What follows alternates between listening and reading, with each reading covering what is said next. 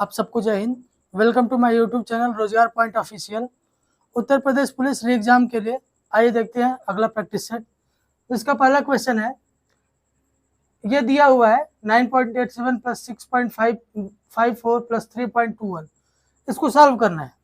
कई लोगों को इसमें प्रॉब्लम आ सकता है, तो क्या करते हैं 9.87 जहां पे दशमलव है, अगले अंक अगली जो संख्या है वो भी पहले दशमलव के नीचे जस्ट नीचे दशमलव लगा देंगे।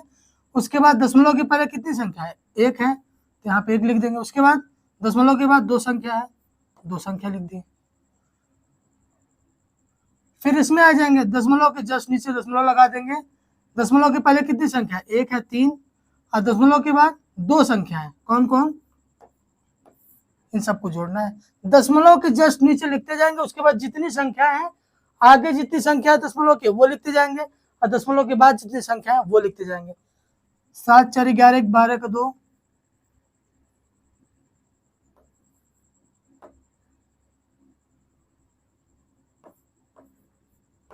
19.62 इसका आंसर होगा।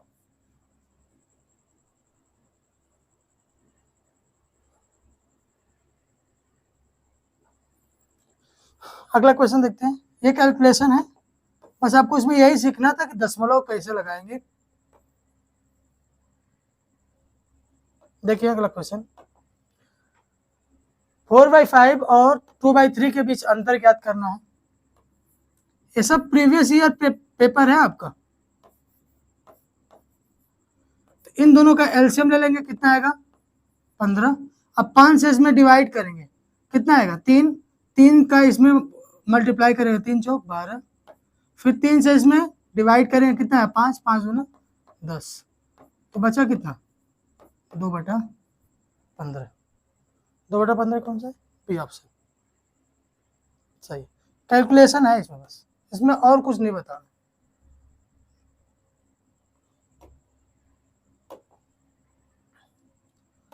देखिए बोल रहा है 30 60 और 72 का HCF।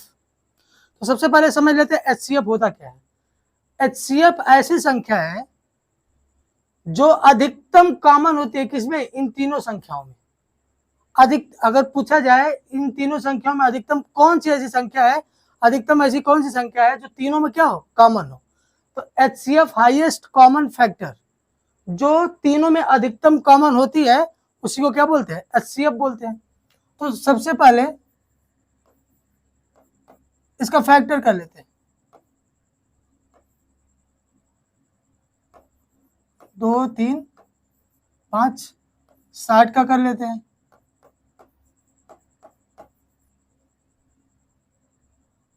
2 × 2 × 3 × 5। उसके बाद 72 का कर लेते हैं,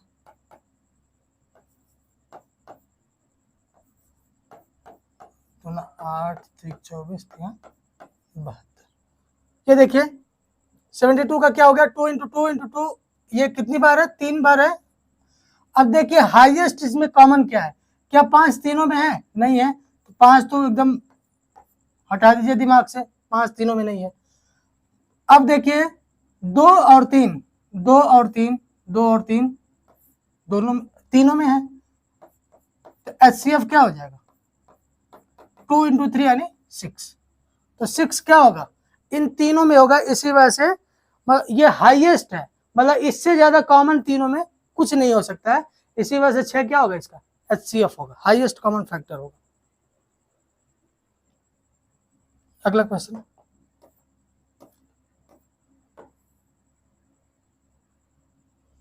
देखिए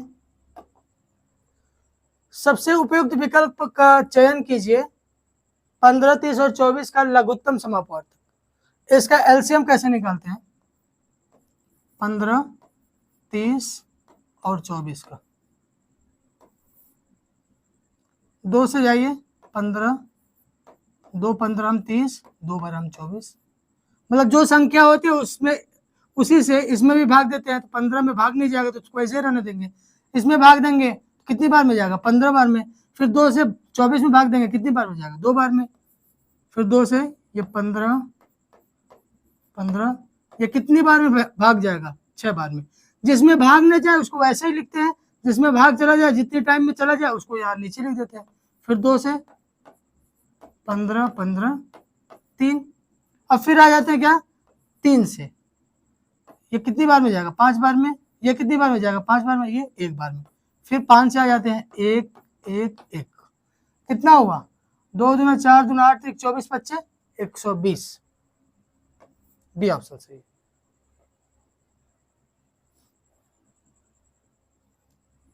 अगला क्वेश्चन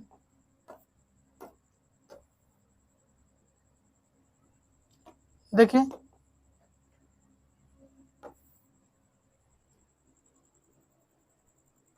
अगला क्वेश्चन देखिए,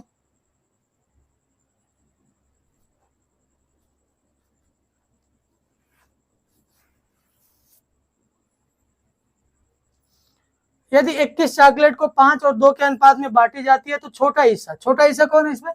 2। देखिए 21 चॉकलेट का दाम कितना है? मतलब 21 चॉकलेट दाम बोल रहे हैं। 21 चॉकलेट 5 और 2 के अनुपात में बांटी जाती है तो 5 और 2 7, तो 7 का मान कितना हो गया? 21 हो गया। बोल रहा है छोटी हिस्सा है, जिसका मान दिया हो उसको नीचे लिखते हैं और जिसका मान निकालना हो उसको मल्टीप्लाई कर दे, यानी ऊपर लिखते हैं। 3 बार में जाएगा, 3, 2, 6। बी ऑप्शन सही है। समझ लीजिए इसको, जिसका मान दिया हुआ है, क्योंकि 21 चॉकलेट को किस अनुपात में बांटा जाता है? 5 और 2। ये भी तो संख्या ही है, ये 21 को ही 5 और 2 के अनुपात में बांटा जाता है, तो 5 और 2 मतलब 7। 7 का मान 21 है, तो किसका पूछा है? छोटा हिस्सा यहाँ पे 2 लिख देंगे। जिसका मान पूछा जाए, क्वेश्चन जिसमें पूछा जाए उसको ऊपर लिखते हैं और जिसका दिया हो नीचे लिखते हैं। अगर बड़ा हिस्सा पूछता तो यहाँ पे किसका मल्टीप्लाई कर देते? 5 का मल्टीप्लाई कर देते, आंसर होगा। देखिए अगला क्वेश्चन, माहिम ने एक परीक्षा में 175 में से 126 अंक प्राप्त किए। माहिम ने कितने प्रतिशत अंक प्राप्त किए?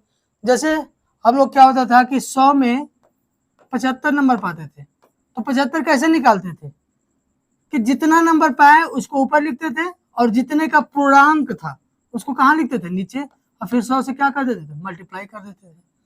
तो वही यहाँ भी करना है। कितने का पूर्णांक है? 175 का। कितना नंबर पाया? 126।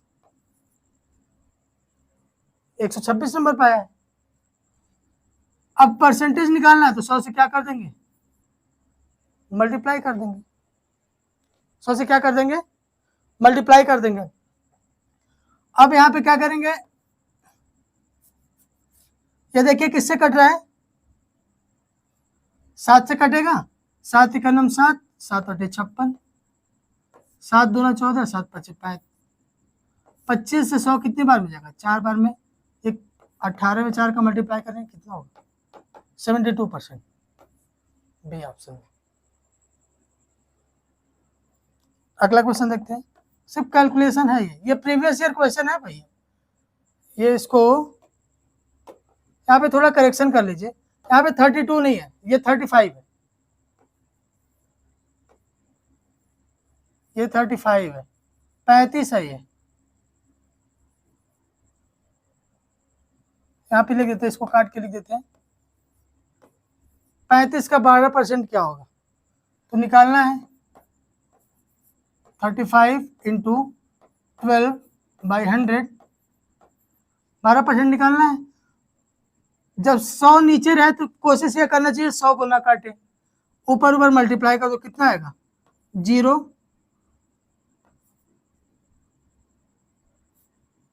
0, उसके बाद 42/100।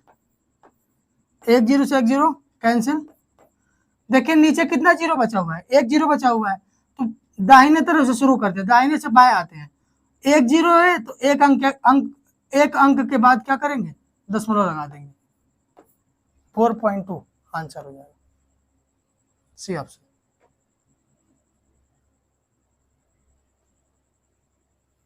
अगला क्वेश्चन देखते हैं,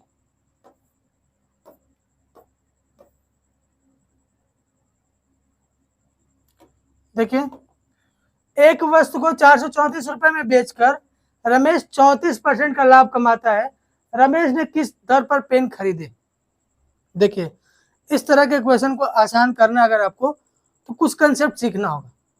हमको मालूम है कि लाभ या हानि किस पे होता है, लाभ या हानि हमेशा क्रय मूल्य पे होता है। तो क्रय मूल्य को हमेशा 100% मानते हैं, क्रय मूल्य को हमेशा 100% मानते हैं। अगर छूट की बात हो तो छूट क्या होता है, किस पे होता है छूट, छूट जो है हमेशा अंकित मूल्य पे होता है। तो हमेशा से इस तरह का जब भी प्रश्न आएगा तो हम हमेशा से जब छूट देगा उसमें तो अंकित मूल्य को क्या मानेंगे, 100% मानेंगे। तो यहाँ पे लाभ या हानि दे तो क्रय मूल्य को क्या मानेंगे, 100% मानेंगे। तो पूछा क्या है, किस दर पर पेन खरीदा था। देखिए अगर 434 में बेचा जा रहा है तो कितने प्रतिशत का लाभ हो रहा है, 24% का। तो जो 434 होगा ना तो 100 में 24 जोड़ दो, कितना हो जाएगा, 124% का मान होगा। कितने परसेंट का, 124% का मान होगा। पूछ क्या रहा है, किस दर पर पेन खरीदा, यानी कि क्रय मूल्य पूछ रहा है। तो क्रय मूल्य कितना होता है, 100%। क्रय मूल्य अपना कितने अपने आप में कितना होगा, 100% होगा। अब देखिए दशमलव से दशमलव कैंसिल हो जाएगा। अब 4 से या फिर 31 से, 31 4 बार में जाएगा, 31 ये और उसके बाद 14 बार में जाएगा। फिर 4 से ये कितनी बार में कटेगा, 25 बार में।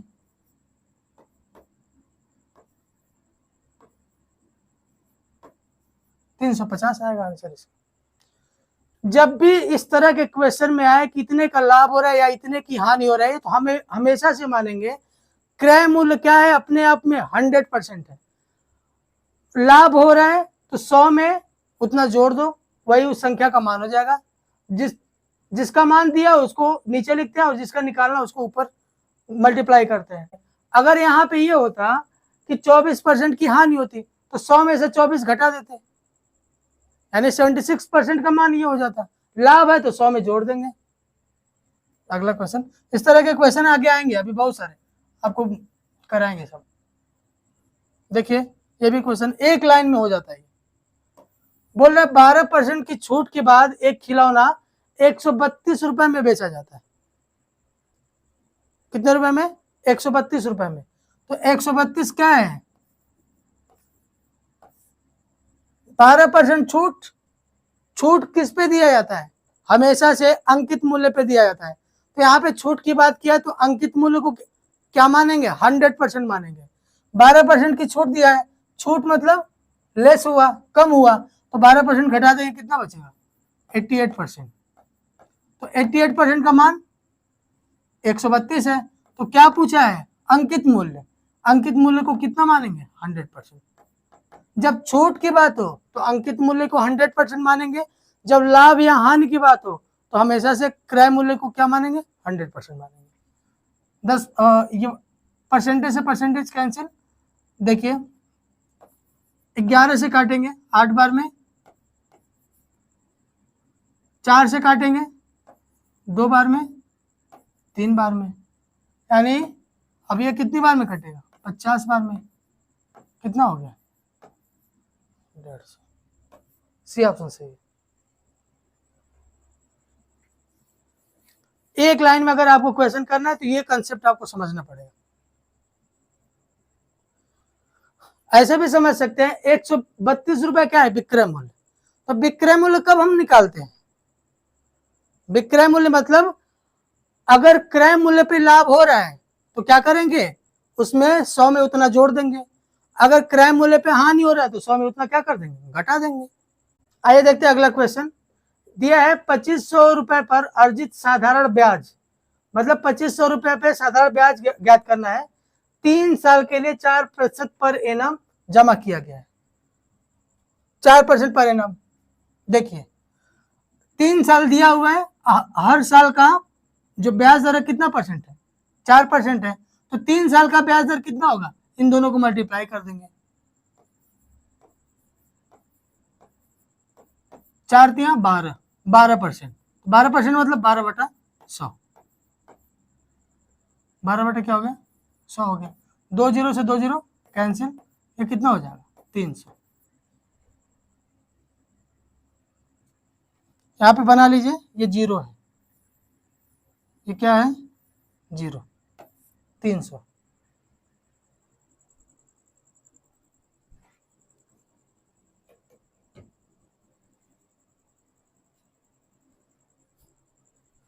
आंसर हो गया। अगला क्वेश्चन,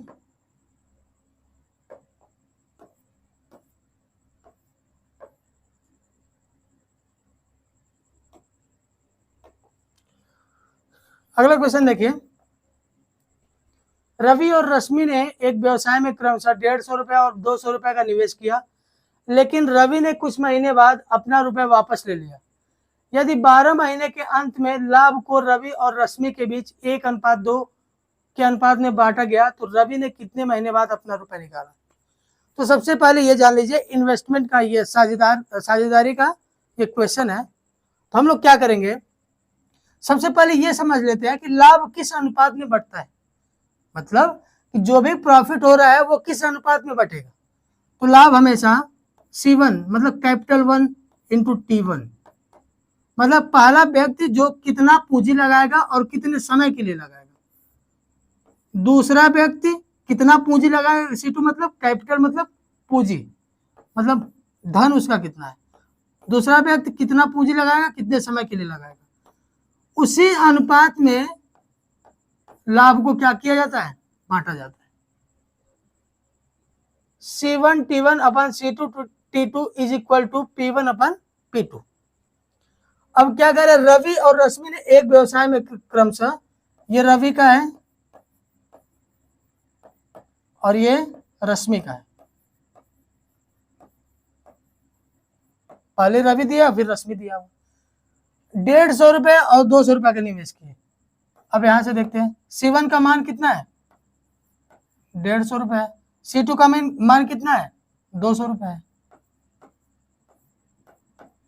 अब यहाँ पे क्या कर रहा है, निवेश किया, लेकिन रवि ने कुछ महीने के बाद अपना रुपया वापस ले लिया, रवि ने कुछ महीने के बाद अपना रुपया वापस ले लिया। मान लेते हैं कितने महीने के बाद वापस ले लिया,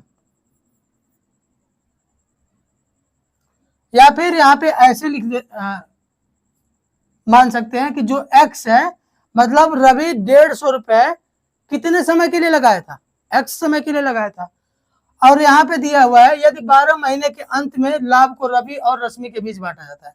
इसका मतलब ये रश्मि के बारे में कहा गया ये 12 महीने तक काम किया, क्योंकि अगर ये भी बीच में छोड़ दी होती तो इसके बारे में भी यहाँ मेंशन होता। जब नहीं दिया है तो ये मान लेते हैं कि कितने महीने काम किया, 12 महीने, तभी तो 1 साल का उनके लाभ का अनुपात दिया हुआ है। इनका अनुपात कितना है 1:2, यानी P1 अपन P2 का मान 1:2 है। देखिए ये कितनी बार में जाएगा, कट गया 2 से 2, यानी बचा कितना, 2 से 200 कटेगा 100, 50 दिया 150, 50 दूना 100, 3 चौक 12, 4 दूना 8, x की वैल्यू कितनी होगी 8। यानी रवि कितने महीने काम किया है, या महीने की बात हुई है ना, कितने महीने काम किया, 8 महीने काम किया। तो बोल रहा है रवि ने कितने महीने बाद अपना रुपया निकाला, तो आंसर क्या हो जाएगा 8 हो जाएगा। 8 ही महीना काम किया, 8 महीने बाद पूरा पैसा अपना क्या कर लिया, निकाल लिया, तो आंसर 8 महीना।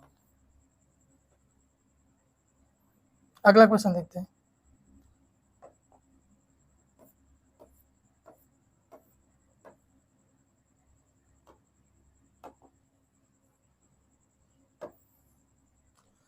दिया हुआ 18 और 27 और संख्या का औसत 30 है, तीसरी संख्या क्या है। इसको देखिए 2 तरीके से करेंगे। फर्स्ट मेथड क्या है, बेसिक जो है, फर्स्ट बेसिक, औसत कैसे निकालते हैं, तीनों संख्याओं का योग, तीसरी संख्या ज्ञात करना है जिसका औसत क्या दिया हुआ 30। तो औसत की बात किया तो औसत कैसे निकालते, तीनों संख्याओं का योग, पहली संख्या 18 दी हुई है, दूसरी 27, तीसरी संख्या मान लेंगे क्या है x है। औसत बराबर तीनों संख्याओं का योग बटे कितनी संख्या है, तो 3 संख्या है, तो 3 से भाग दे देंगे, जिसका मान कितना दिया हुआ है 30 दिया हुआ है। अब 30 को इधर लेके जाएंगे, इन दोनों को जोड़ेंगे, कितना हो गया 45 plus x is equal to कितना हो गया 90, x का मान कितना हो गया 45 हो गया। x का मान कितना हो गया 45, 45 क्या हो गया आंसर हो गया। सेकेंड मेथड क्या है, हम ये मान लेते हैं औसत जब भी 30 आता है, औसत का मतलब ये होता है, हालांकि ये एग्जैक्ट नहीं होता है कि हर विषय में कितना कितना अंक पाया। अगर 3 विषय में का औसत 30 दिया हुआ है, इसका मतलब यह है कि तीनों विषय में 30-30 नंबर पाया, ऐसा माना जाता है, लेकिन एग्जैक्ट होता नहीं है। हो भी सकता है लेकिन मैक्सिमम यही होता है कि एग्जैक्ट होता नहीं कि हर विषय में 30-30 नंबर पाए। तो इसके लिए हम क्या करेंगे, देखेंगे, मान लीजिए पहली संख्या 18, दूसरी संख्या 27, मान लीजिए तीसरी संख्या क्या है 30 है, मान लीजिए कितना है 30 हम मान लीजिए। अब हम ये देखेंगे जितना भी इसको मानेंगे, 25 भी मान सकते हैं, 12 भी मान सकते हैं, 1 भी मान सकते हैं, लेकिन 30 मानने से कैलकुलेशन आसान हो जाएगा। ऐसी संख्या मानते हैं जिनके आसपास ये दोनों संख्याएं हो, क्योंकि जोड़ घटाना करने में आसान हो, कैलकुलेशन करने में आसान हो। अब देखिए 30 से ये कितना कम है 12 कम है, 30 से ये कितना कम है 3 कम है, तो टोटल कितना कम हुआ 15। हमको इसको जीरो करना है, क्या करना है जीरो करना है, ये तरीका सीख लीजिए। जीरो बनाना है हमको क्या करना पड़ेगा 15 जोड़ना पड़ेगा, जितना जोड़ना पड़ेगा यहाँ भी क्या कर देंगे 15 जोड़ देंगे, 45 हो गया। अगर यहाँ पे +15 आता तो माइनस क्या करते -15 करते, यानी 15 घटाते, तो 30 में से 15 घटा दे कितना आ जाता 15 आ जाता। यहाँ पे -15 आया यानी 15 इसमें जोड़ना पड़ेगा, तो 30 में भी क्या कर देंगे 15 जोड़ देंगे, तो आंसर क्या हो जाएगा डी 45। अगला क्वेश्चन देखते हैं।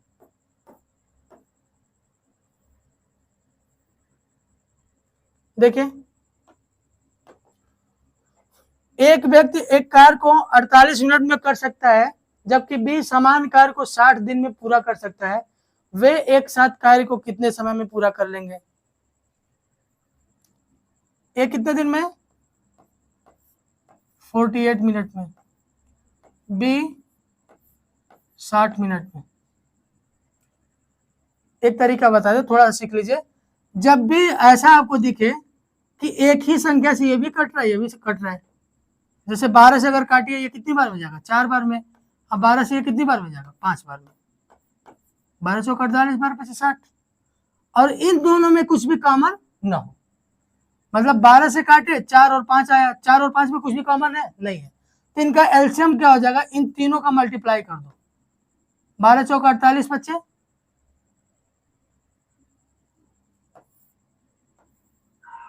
एक 240, 48 बचे 240, 6 चौक 24। ठीक है, बोला एक साथ कार्य को पूरा करने में कितना समय लेंगे। देखिए तो समय, सबसे पहले तो फार्मूला इसमें जान लीजिए, कुल कार्य बराबर क्या होता है समय इंटू क्षमता, समय इंटू क्षमता, कुल कार्य बराबर समय इंटू क्षमता। कुल काम कितना है 240, हमको क्या ज्ञात करना है कितने समय में कर लेंगे, समय ज्ञात करना तो क्षमता को इधर लेके चले जाएंगे, तभी तो ये समय निकलेगा। क्षमता किसका कि एक साथ कार्य को पूरा करे, यानी दोनों की क्षमता, 5 और 4 9, 80/3, यानी टी की वैल्यू 80/3, तो ये क्या होगा 26 सही 2/3, यानी 26 मिनट 2/3, यानी 2/3 को हम लोग क्या कर सकते हैं, ये सब मिनट में दिया हुआ है तो हम 60 से मल्टीप्लाई कर देंगे तो सेकंड में आ जाएगा, 3 विषम 60, 20 दूना 40, यानी कि आंसर क्या आ जाएगा 26 मिनट 40 सेकेंड। कौन सा ऑप्शन हो जाएगा ए, 26 मिनट 40 सेकेंड। अगला क्वेश्चन देखते हैं।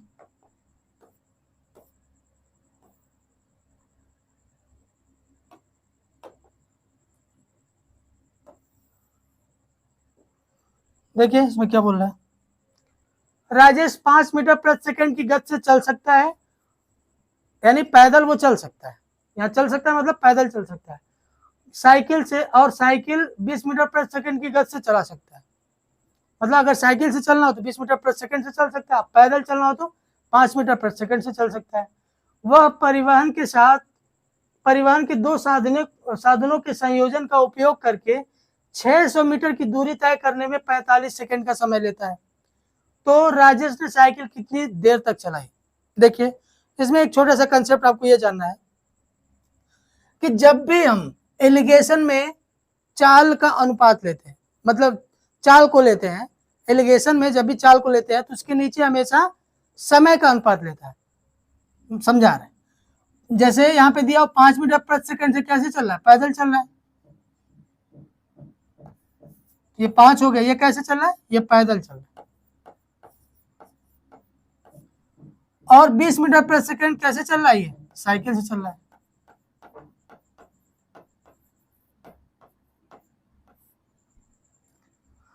अब यहाँ पे दिया क्या है कि 600 मीटर दूरी को कितने में तय करता है? 45 सेकंड में। तो चाल तो ज्ञात कर सकते हैं, चाल बराबर दूरी बटा समय, 600 बटे 45, 15 से काट देंगे, 15 यहाँ 45, 15 चौक 60, 40 बटा 3, तो यहाँ पे क्या आ गया? 40 बटा 3।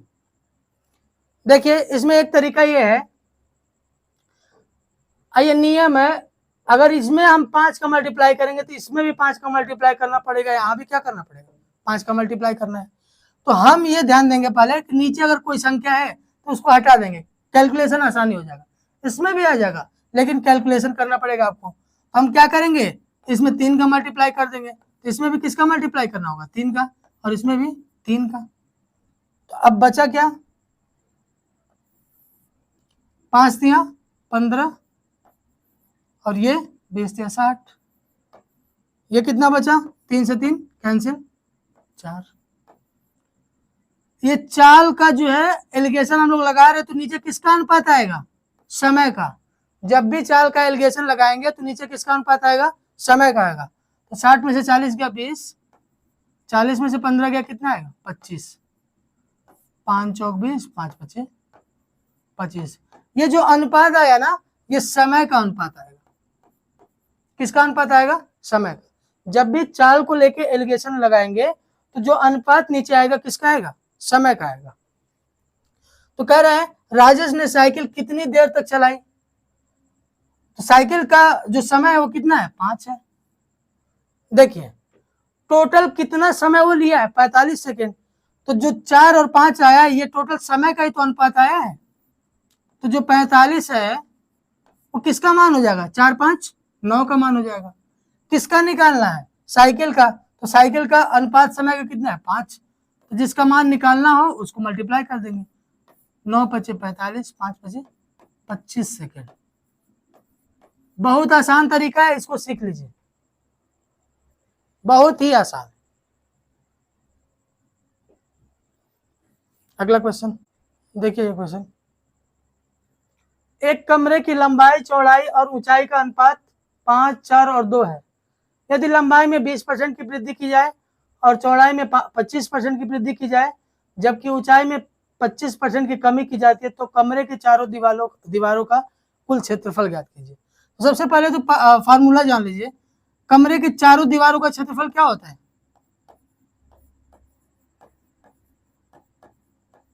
यहीं पे लिख देते हैं, चारों दीवारों का क्षेत्रफल, चारों दीवारों का कुल क्षेत्रफल। इसका फार्मूला होता है 2h ब्रैकेट में l प्लस बी, 2 गुणे ऊंचाई ब्रैकेट में l प्लस बी, मतलब लंबाई प्लस चौड़ाई।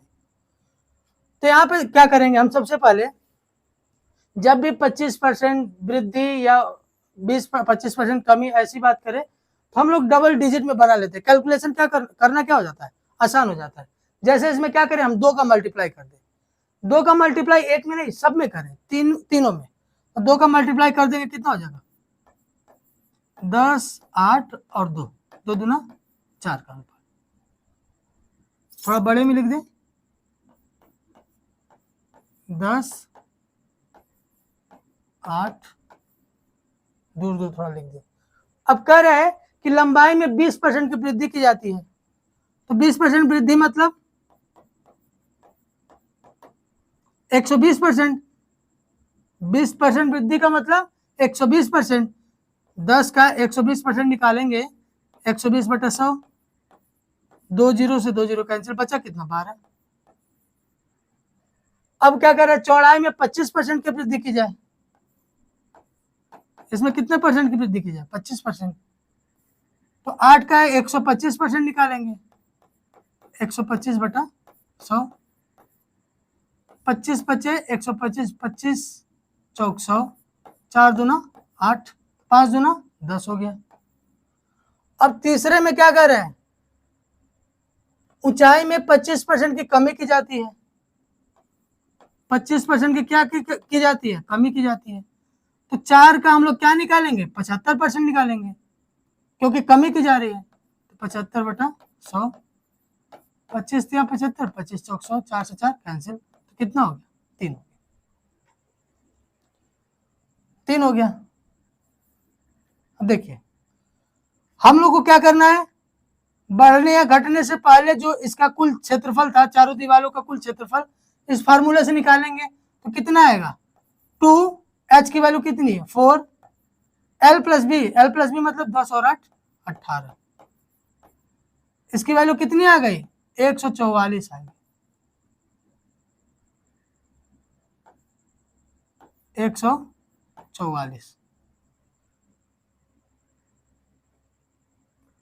इसका मल्टीप्लाई करेंगे, इस फार्मूले में रखेंगे, तो क्या होगा 2h, h की वैल्यू 3, तो 2 तिया कितना हो जाएगा 6, और l प्लस बी का मान 12 10 22, 132 हो गया। अब बताइए ये घटाने बढ़ाने पे जो चारों दीवारों का कुल क्षेत्रफल घट रहा है या फिर बढ़ रहा है, घट रहा है। पहले कितना 144 है, फिर कितना हो रहा है 132। तो सबसे पहले हम ऑप्शन पे जाएंगे, तो देखते हैं हम कि यहाँ भी कम हो रहा है, यहाँ वृद्धि हो रहा है, यहाँ वृद्धि हो रहा है। वृद्धि जो हो रहा है उसको क्या कर देंगे, कैंसिल कर देंगे। वृद्धि जो हो रहा है उसको कैंसिल कर देंगे। यहाँ प्रारंभिक क्षेत्रफल का 1/5 से कम है, 1/12 तक कम है। ये निकालने के लिए हम लोग कैसे निकालेंगे, सबसे पहले देखते हैं कि इन दोनों का अंतर कितना है। इन दोनों का अंतर कितना है, 144 में से 12 घटाएं कितना बचेगा 12, और प्रारंभिक कितना है 144, इन दोनों को भाग देंगे कितना आएगा 12, तो 1 कितना आ गया 12। तो पहला ऑप्शन क्या बोला, प्रारंभिक क्षेत्रफल का 1/12 तक कम है, तो ये आंसर हो जाएगा। प्रारंभिक क्षेत्रफल का 1/12 तक कम है, क्योंकि पहले 44 था, अब कितना हो गया 132 हो गया। तो जो कम हुआ उसको ऊपर लिखेंगे, और शुरू में कितना था 144, उसको नीचे लिख देंगे। अगला क्वेश्चन देखते हैं।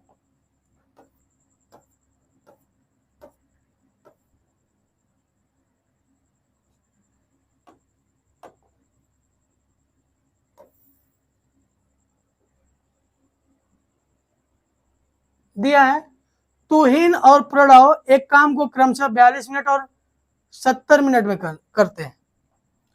तुहिन 42 मिनट लेता है और प्रणव 70 मिनट लेता है। तुहिन के साथ बारी बारी से एक एक मिनट के लिए काम शुरू करने से प्रत्येक काम पूरा हो जाता है। केवल अंत में काम करने वालों को अपनी अंतिम बारी में 1 मिनट से कम काम करने की अनुमति होती है। कार्य पूर्ण होने में दे कितना समय लगेगा। तो सबसे पहले हम देखते हैं